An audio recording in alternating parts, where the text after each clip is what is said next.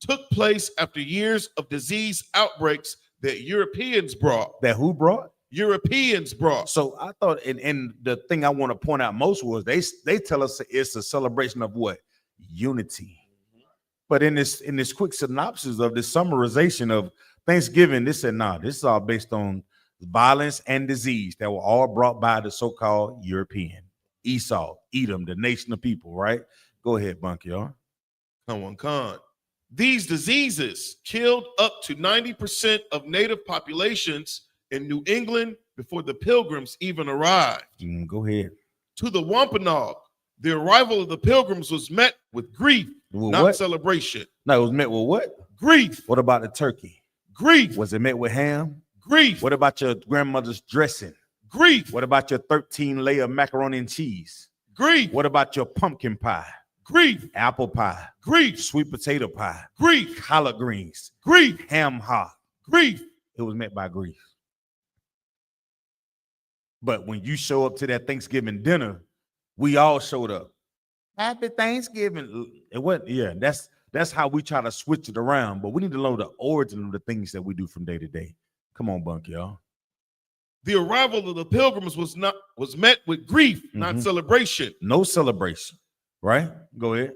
Their population had been devastated by epidemics from early European contact. Right. So just the mere contact with these devils or this nation of people makes us sick. Y'all understand that? We're dealing with a nation of people that before we even come in contact with them, like everything, we okay. And to this very day, you be around too many Edomites and see what happened to you. The smell alone would make you sick. Just your daily encounters with Esau will make you, you know what I'm saying? It has its draw on you. Because you realize we're two different nations of people. The things that make you happy as Black, Hispanics, and Native Indians happy, make us happy, they get pissed off about. The music that you like, they don't like it. The jokes that you like, they don't like it. Let me flip it. The jokes that they like, we don't like them.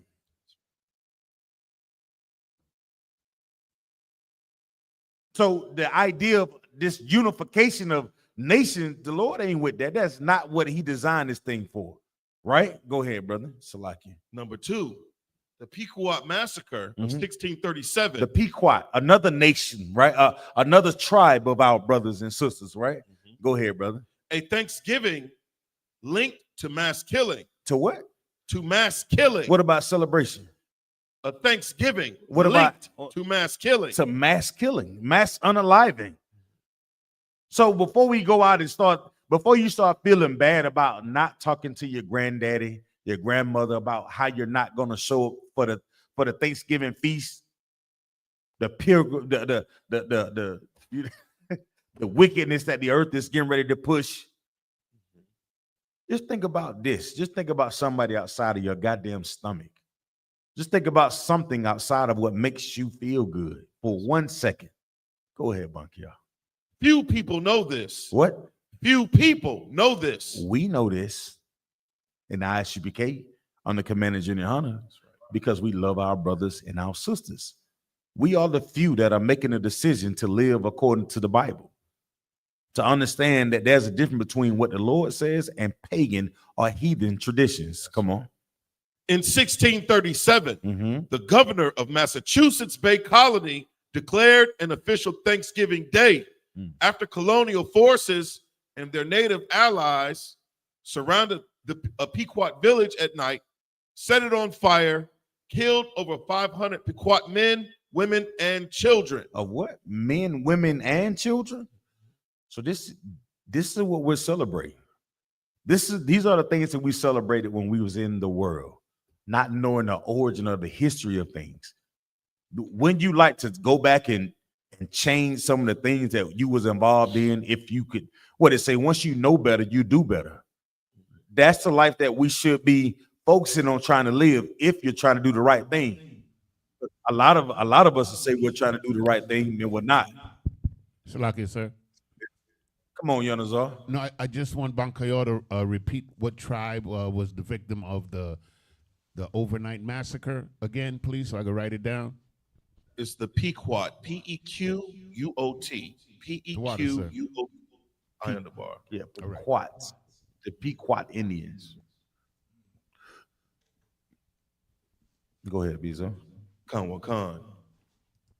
After the massacre, colonists held a church service to give thanks to God. Time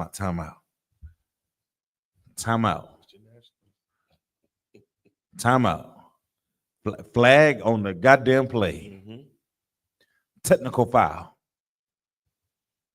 I thought the church was a place we could all come together. What do they tell us about the church, Baltazar One? They tell us this is a place where you can feel safe. These are things that the Most High ordained. But they having this dinner after just a mass unaliving.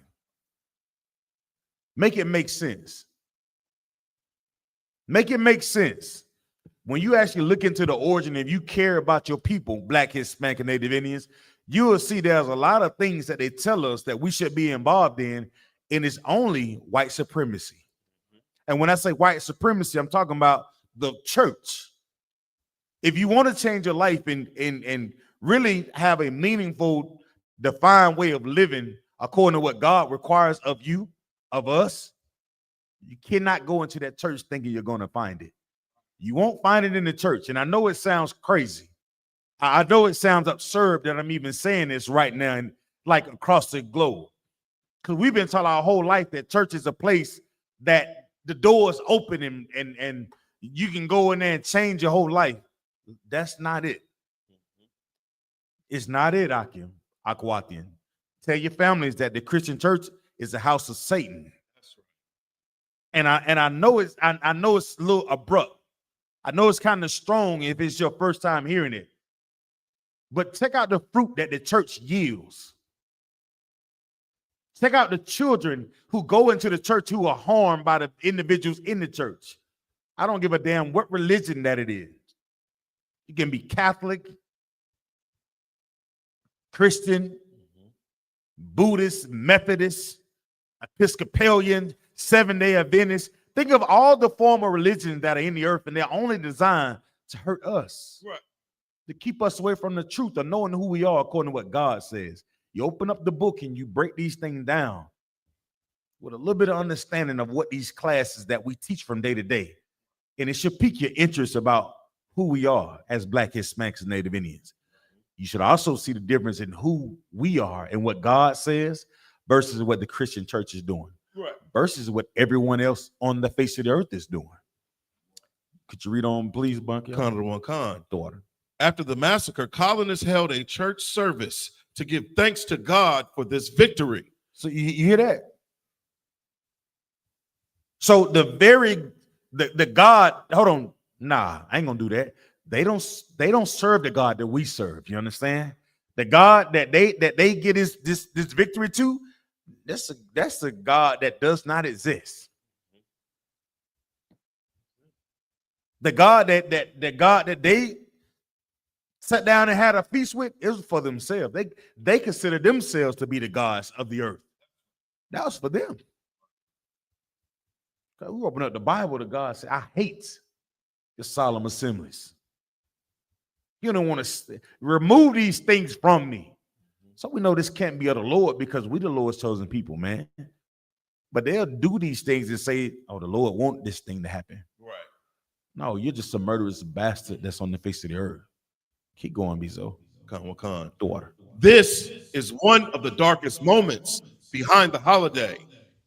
Number 3, land theft and broken treaties. From the 1600s onward, colonists took native land through fraudulent deals, used military force to remove tribes, broke over 500 treaties signed with native nations. Native populations declined drastically through forced relocation, famine, disease, organized violence against villages. All right, stop. Raise your hand if you're going to celebrate Thanksgiving this year. Raise your hand nice and high. Let me see. Let me see. All right, most time, good a Lord a hand for that. So no one is going to celebrate Thanksgiving this day, this year. And it's all because you are making a conscious effort to change your life. You got to make that conscious effort about everything that you know. Once you bump into this truth, and the Lord allows us the fortunate opportunity to hear this truth. You can't pick through it and decide what's good for you and what's not good for you. The things that you struggle with, use your brotherhood. The things that we struggle with, use your sisterhood. That's what it's there for. That way we can build each other up. We understand the origin of Thanksgiving. We just a small rendition, this small summary, Bunk, y'all. We didn't get all the meat off the bones. But I encourage our brothers and sisters, go into the history. Take a deep dive. Use Chat GPT and start really evaluating your life based on the things that everybody else is doing versus what you're doing. Right. Take a look at it. I encourage you. Turn off the sexy red, the Young Dolph. I like Young Dolph. I bust Young Dolph. I get Young Dolph. Preach. I love all of it. But at some time, for in order for us to grow as a nation of people, like, you have to sit down and study to show yourself approved. And sometimes the music and all the televisions and all the other distractions that are around us. Salakia, sir. Come on with it, up. I had a precept, if I may, show. Please, come on with it. This is the book of Mark, chapter 7, verse 7 through 9. Go ahead. Okay. Verse 7. Howbeit in vain do they worship me, teaching for doctrines the commandments of men. What does that mean? Meaning like they keeping their own tradition, saying that it's from the Most High, but it's not. It doesn't. The vain means that it doesn't mean anything to the Most High. So them having these feasts, they like the Lord said in Amos 5:1. He hate the smell of their feast days, of their feasts, because the Lord didn't ordain that. Right. Come on. I'm gonna give you this one though. It's Twab that you said is vain to the Most High, but it's not vain to them. Because the minute you say that you don't celebrate Thanksgiving, they're gonna outcast you. You understand what I'm saying? It means the world to them, but it means nothing to the Most High. Like, and we have to make up in our mind, like you said, we can't be caught up in following the traditions of men. And life is war, Akim. Life is war. Right. So you're gonna war against those things that are vain traditions of men versus following what the Most High says. Go ahead and finish breaking that down, brother. You on the roll. Let's go. Verse 8.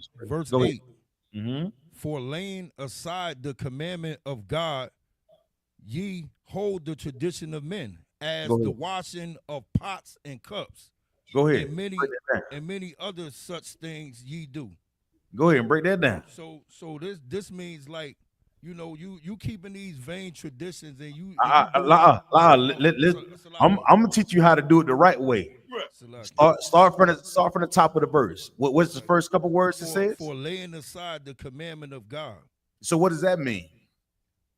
That right there means, like, you paying it no mind. You never minding the commandment. You transgressing the law. Most High in Christ. You lay it aside. You forget about it. You get caught up in everything else. What do you do when you lay? Say, for instance, you ironing some clothes, right? You ironing some clothes. You done sprayed it with a starch. I don't know. The niggas still use starch anymore? You sprayed it with starch. You done iron the clothes. Once you done ironing your pants, what do? You lay it aside. On to the next. That's what the Christian church teaches us. That's what our pastors have taught us. That's what our so-called leaders have taught us. They don't so-called iron all the things that the Most High get. They don't want that. They want to do what? Lay those things where? Aside. Right. Go ahead, brother. Ye hold the traditions of men, as the washing of pots and cups, and many other such things ye do. Go ahead. What that mean? So that means like you think it's like something casual, like you practicing it, you doing this thing, and it's against the Most High, but you're not paying it no other mind. It's something casual to you, like you just wash dishes, like you just washing pots and cups, like it's really nothing, Salakia, help me out. Most High in Christ. You hot. You said it. Like it's no different than you hitting the light switch. It's just as simple as we get so caught up in the celebration of Thanksgiving. It's just like our everyday life, washing dishes. You cook, if you cooking something, guess what normally happens if you're gonna cook something? You gotta wash the dishes. Unless you just nasty. But the Lord laid these things out because he know we're clean people. He knows our ways. He know that, guess what? You can't go to nobody. Everybody know, like, what do we always say about Joe one? Don't go to sleep with my kitchen looking like that. Don't leave no dishes what? In the sink. That's how we celebrate Thanksgiving. That's how we celebrate Christmas. That's how we set aside the Lord's commandment. It's just another day. Why? Because we following after the ways of the heathens. We following the pagan traditions. We're following the traditions of who? Men. Right. Go ahead, brother. What else you got? Right. Verse 9, this last one. And Go ahead. He said unto them, for where ye reject the commandment of God, that ye may keep your own tradition. What does that mean? That means that you're gonna put aside what are the feast days of what God ordained for us to celebrate: Thanksgiving, Christmas, Valentine's Day, all these pagan rituals. Those are not our traditions. We didn't get that from the Most High. Not only is we gonna put it aside, the scripture said we're gonna do what? Reject it. We're gonna reject it. This right here, we're not even gonna put it aside. It's like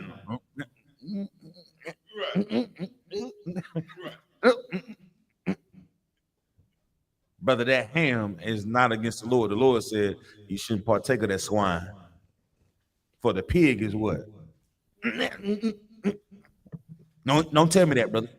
You looking too deep into the Bible. Jesus done rose for how they don't even want it. They don't even want it. They reject it. Why? For their stomachs, for their penis, for their vagina, for their orgasm. What you call it with the endorphins, right? The release. You reject the word of the Lord. You don't even want to hear it because we're so entangled of the ways of the world. We all been there. We all are guilty of this thing, man. That's why we have to take the truth and we got to really put it together and harness it and teach the ones that are willing to change and listening to the Most High. Because we were just like everybody else in the world at one point. A lot of us used to sell it. So a lot of us used to go all out. You spend all your money this time of the year. You be flat dead broke waiting on the taxes to come back. We all been there. But now when you know the truth, you're supposed to adhere to the truth.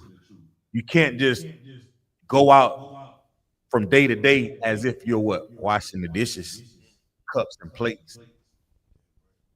And just as much as you rejected the truth back then in the world, we got to reject the evilness once we know the truth now. Come on.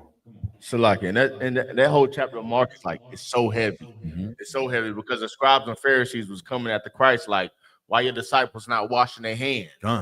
When they teaching all manner of all manner of evilness in the earth. And Christ had to check them like, y'all worried about washing your hands, right, but you're not following nothing that the Lord established. Y'all worried about washing your hands and your dishes, but you can't stop eating pork. What's more important, following the laws of the Lord or washing your goddamn hands? Salaki. Most High in Christ. Mm-hmm. That's what's up, man. That's what's up. I want to get into a topic. Lord willing, if you got any more questions about Thanksgiving, You know what I'm saying? The brothers are well equipped with breaking down this thing for his Thanksgiving and telling us not to do these things according to what the word of the Lord says. Okay. I want to get into something that kind of this is the brotherhood class. If you didn't know, the Captain Nayathaq does the scripture breakdown. If you got any scriptures that you know what I'm saying, you want to break down for, put them in the chat. You know what I'm saying? I'll get to them. I'll be able to answer them. If not, we'll hold them to Captain Nayathaq comes in. But I want to get to something real quick, if I may. If y'all don't mind, bear with me. I want to do. Somebody give me the definition of. Give me a define body language. Let's do body language. Because we're talking about brotherhood, right? Mm-hmm. I want to go into brotherhood and I want to do body language. Somebody give me body language and somebody give me love language. Salaki. Come on with it, brother. Body language is the nonverbal communication through physical behaviors like posture, gestures, and facial expressions. Mm-hmm. That's body language, right? So being able to read somebody's body language, right, will tell you a lot about their current state and what they think about you, right, from day to day. All right, so who got love language? Salaki, this is according to AI. A love language is a term popularized by Gary Chapman that describes the primary way a person prefers to give and receive love. Mm-hmm. It's a concept that suggests different people have different languages for expressing affection, and understanding these can help improve relationships. Can help what? And understanding these can help improve relationships. So in this school, and the Most High has always taught us about what? The important. Come on. The importance of communication. Which is what? To communicate. For what? For the betterment of Israel. Yes, you're right. I can't say that you're wrong, but the purpose of communication, right, is you're supposed to use it to communicate. That's one, but to maintain brotherhood and sisterhood. Correct. You understand what I'm saying? Count. So all these things should be based in what? Your love language. Sister said it, to build and understanding. So your body language can also what? Determine what type of brotherhood or sisterhood you can have. Your love language can determine what type of brotherhood and sisterhood you have. And I want to try to go into the scriptures. I know it ain't no quote unquote love language, but the scriptures gives tons of evidence of brotherhood and sisterhood.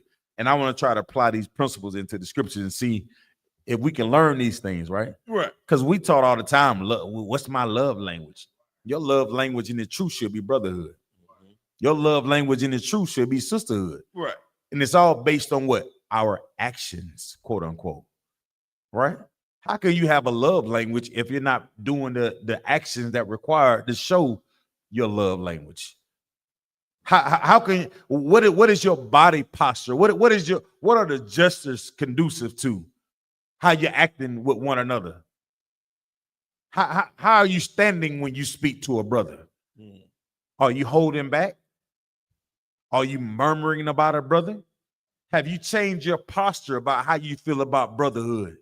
Have you changed your posture about how you feel about sisterhood? What is your love language when you talk about, you say that you love Christ and you're willing to follow the law, statutes, and commandments, but your brother is right there. What is your love language to your brother? Let me get the book of James, chapter 2, verse 15. This brother is. The book of James, chapter 2, verse 15. Who got it? Lucky, sir, I have it. Come on with it, brother. Who that? Hawan. Hawan? Come on, Kawakar, Hawan. sir. It's the book of James. It's the book of James. You got it. Come on. I got you. I can hear you. Kawakar. It's the book of James, chapter 2, verse 15. Mm-hmm. If a brother or sister be naked. Stop. Mr. Lucky, go to 14. Let's start off 14. It's the book of James, chapter 2, verse 14. Come on. What doth it profit, my brethren, though a man say he have faith, and have not works, can faith save him? Right. So what did this say? Go on. You don't mind me asking? Kind. So it's saying if a man say he has faith, as a brother, his kinsman, according to the flesh. Start from the top. Just remember there are thousands and thousands upon people out there listening to the classes right now. And they want to say, what you mean, what do it profit? What does that mean? You want to break those things down so when they read them in the world, like they have no escape, if I may, from knowing the truth. All right. So start from the top. I'm 14. Kind. So what do it profit? So when you read it in the concordance, it means to gain advantages or profit. Okay. Go ahead. What do it profit, my brethren, though a man say have faith? So meaning that, if a man is trying to, gain something, and he say he has faith, but he doesn't like show forth an action, can that faith that he has save him? Right. So it's saying, what is the benefit of saying that? What is the benefit of you saying that you have faith when you're not doing the work? What is the benefit of your love language if you're not showing it? Right. If you say that we brothers, why is your body language saying otherwise? Right. Then this is a question that's being asked, right? Come. All right, go ahead and read verse 15. The book of James, chapter 2, verse 15. If a brother or sister be naked and destitute of daily food. Verse 16. And one of you say unto them, depart in peace, be ye warmed and filled. Notwithstanding, ye give them not those things which are needful to the body, what doth it profit? Right. So what is this saying? It's that if a brother or sister be naked and destitute of daily food, what does that mean? Bro, they not clothed. Meaning what? They're in need of something. Come. Anybody know what's the word? What does the word destitute mean? It's like it. You know? Come. Let's see, 1 second. 1 second. What does it mean to be destitute? Salakia. Come on. Destitute, without the basic necessities of life, or not having. Right. The basics. Your brother and sister. We're talking about the love language. Water, sis. The basic, without basic necessities, right? If you have a brother or sister that's hungry without the basic necessities of life, what does your body language say? What do you do? What does your love language look like once you realize a person is going through that? Your brother, your sister. What do you do when you see that condition on your brother or your sister? What becomes your love language once you realize that? It's like it, sir. Now, don't answer it yet. Oh. Let's go to 16. Come. It's the book of James, chapter 2, verse 16. So once you realize that a brother is in need of the necessity of living, right? And one of you say what?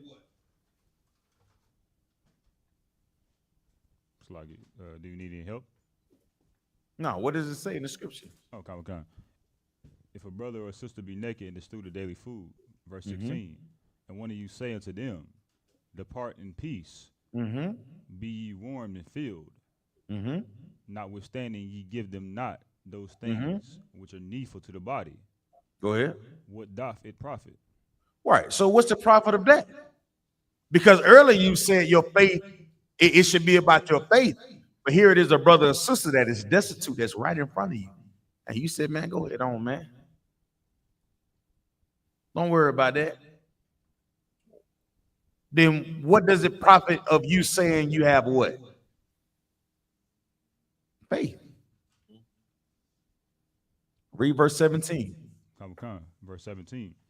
Even so, faith, if it have not works, is dead, being alone. Right. So what is it saying now? It's like it, sir. Meaning that if you have faith, but you don't put any works, it's vain. Right. Give him a hand, y'all. Brother said earlier, it just taught. Right. So that's what we're trying to get to. Your body language has to tell a story to somebody that is in destitute, your brother or sister, somebody who is in need of the basic necessities. When you come into this school, you see Commander General Hunter send us out all over the world to help our brothers and sisters that are in what? Destitute. And when we show up, we don't have our head down, Balthazar one. We don't be gloomy. We don't be, oh man, these people they smell out here. We don't worry about none of that. Our body language is head up, chest out, ready to do the what? The work. Because we have faith of what the Most High said we're supposed to be doing. That is our what? Love language. Right? Ain't that our love language? Define love language for me again, Baba Kashah, please. I want to make sure we're on point with it. A love language is a term that describes the primary way a person prefers to give and receive love. Hello. This is our preferred way to give love, Balthazar one. When I have a brother or sister that is destitute of food and clothing, it becomes my primary mission to make sure that they got it. Because it's the basic necessities. Now, who else is going to do it? Are we waiting? Are you waiting for this current administration to do it? What do we do once they said the government said they're gonna stop all the SNAP and EBT benefits? Did it stop us from doing any goddamn thing? But we were loading up clothes back in the back the very moment that it was broadcast on the news. We was hitting the streets trying to get the clothes to Jamaica when they hit the hurricane. Captain Nayathaq, he didn't wait on it. He did. Zaire, give me all that. Give me those. That was his love language, And his body language and his countenance was up strong. He didn't have our head down. When it comes to the service and the work of the Lord, you can't be dry bone around us. You can't come around me with no dry ass spirit. You can't do it. Your words have to match. Your words and your action have to match. Right. I'm checking your what? Love language. I want to see how you gonna love me. How you gonna love me? I'm checking your works out. You coming to count? Oh man, I don't want to come to count. Are you checking in? Are you paying your tithes? All right. Come on, Balthazar one. Your Christian pastor's love language is physical touch. Yeah. He likes to get swallowed. Good night. Looking like a wet seal running around the goddamn.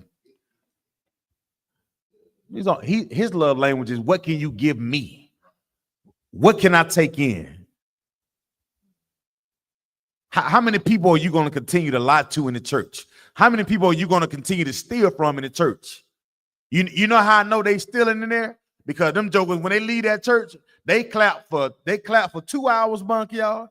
They sing them dry ass songs about rain down on me, wet, wet, Jesus, wet, wet, everything wet when you come out of church. That's the only thing you know. Everything wet. Pulpit wet from wet homosexual. I ain't gonna get in on it. Everything wet when you come out of the church. But then you leave out of there dry, empty.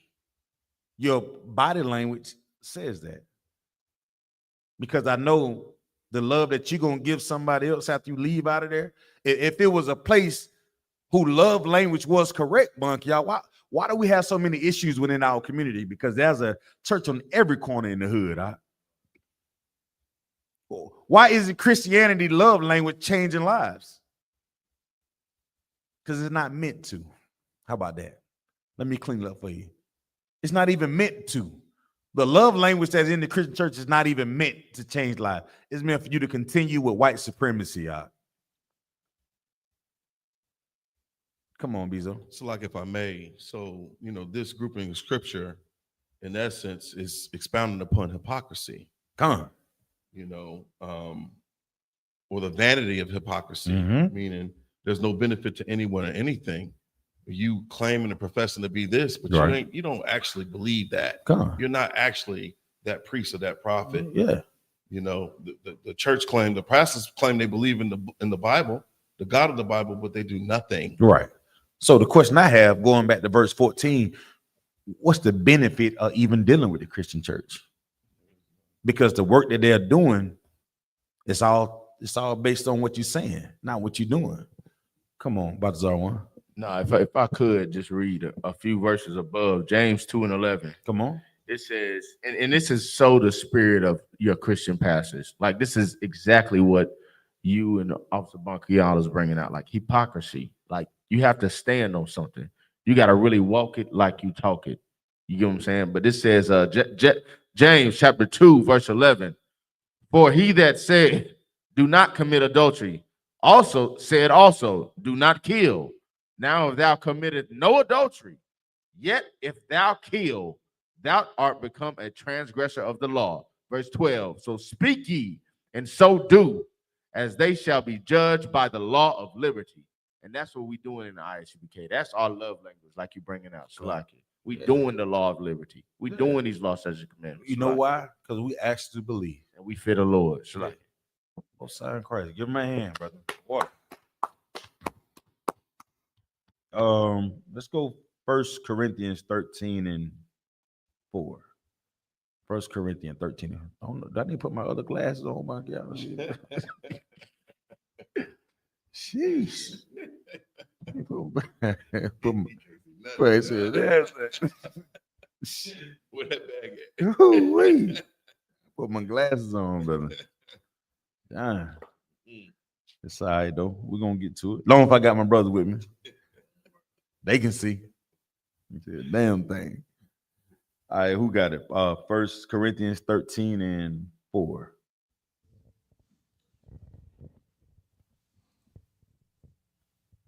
Go ahead. This is the book of 1 Corinthians, chapter 13, verse 4. Charity suffereth long and is kind. Charity envieth not. Charity vaunteth not itself, is not puffed up. Read on. Verse 5. Doth not behave itself unseemly, seeketh not her own, is not easily provoked, thinketh no evil. Go ahead. Verse 6.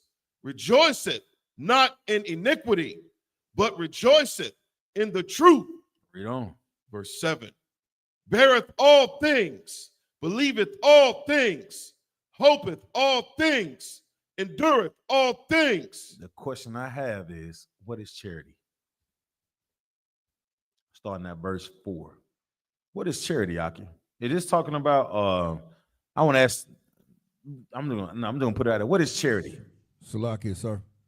Come on with it, Choir boy. Charity is brotherhood. Give him a hand.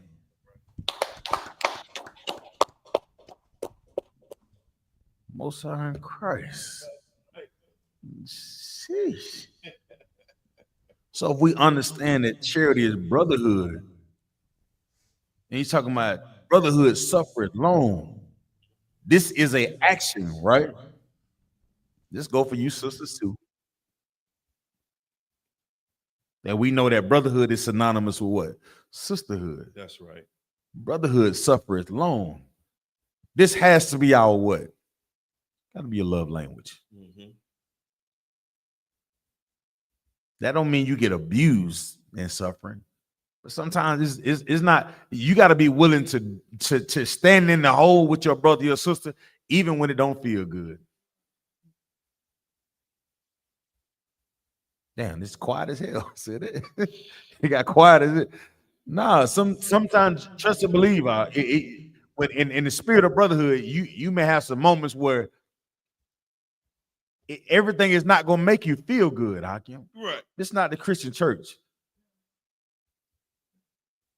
But check your goddamn body language. Don't be in your feelings. Don't let it overtake you. Don't let the spirit that you could and the things you could build with a brother or a sister, don't let your emotions outweigh that. There's always potential for everything that we live in life, everything that you go through in life. If the Most High give you a breath from day to day, it's an opportunity for you to change it or make it better. Now there has to come a point where the person that you dealing with, y'all gotta want to fix it. Somebody gotta be humble enough that want to deal with it. Right. Then if not, then give it some time. Time got a way of healing all things, man. Sit down and have some dinner. Be willing to do what? Suffer. Brotherhood. Charity suffereth what? Long, right? And is what? Kind. Brotherhood is kind.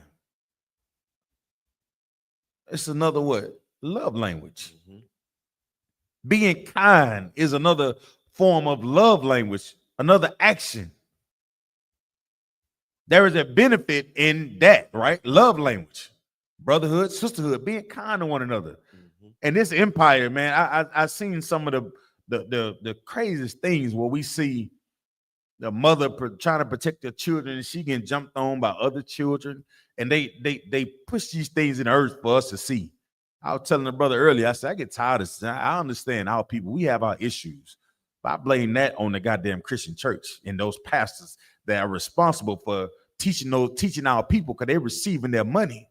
They are benefiting from our brothers and sisters going to the church, but they're not doing what? They're not doing the work.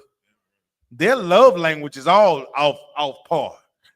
It's not aligned with what the truth is. Right? But I was telling brother earlier, I know they show us all the pimp movies, brothers slapping our sisters around. I want to see a white pimp movie. Salakia. Hey, with that, I want to see me a white cold pimp that to be smacking the Edomites. Mr. Charlie. That's his name. Pimp Charlie. Pimp Charlie. You white bitch.